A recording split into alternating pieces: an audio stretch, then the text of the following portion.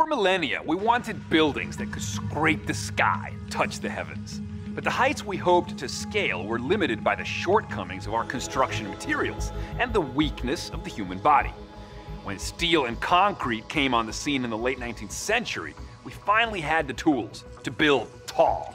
We lacked one key piece of technology, something we all take for granted today.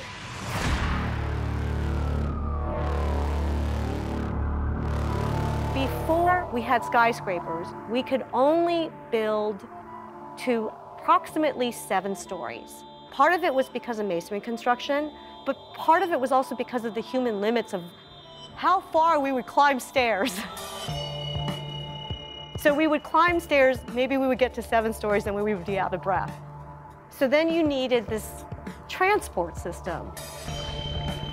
One of the most critical developments that allowed for skyscrapers to happen was the Otis elevator.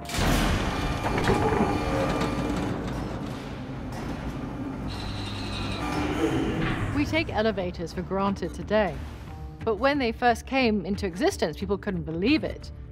In the mid-1800s, people did not ride on elevators because they were unsafe. Elevators were an industrial invention. They moved factory goods from floor to floor via a rope. The invention of the safety brake in 1853 kind of turned that on its head. When that rope broke, the platform with all of the goods was immediately prevented from falling. 4 years later, the first passenger lift was installed. It just seemed unbelievably fantastic. Tourists to America in the 1850s and 60s went out of their minds when they encountered an elevator. There's a story of the Duke of Devonshire who went to New York and he tried an elevator, and then he wrote home to his family to say, "I just rode on a vertical railroad." The invention of the safety elevator enabled the opportunity to go tall.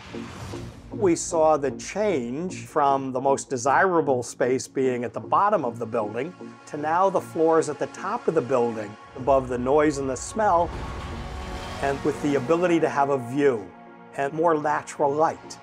So we see the urbanization, the trend of putting more people in a smaller space, evolving to be a vertical space. To what we see today, 150, 160, 200-story tall buildings.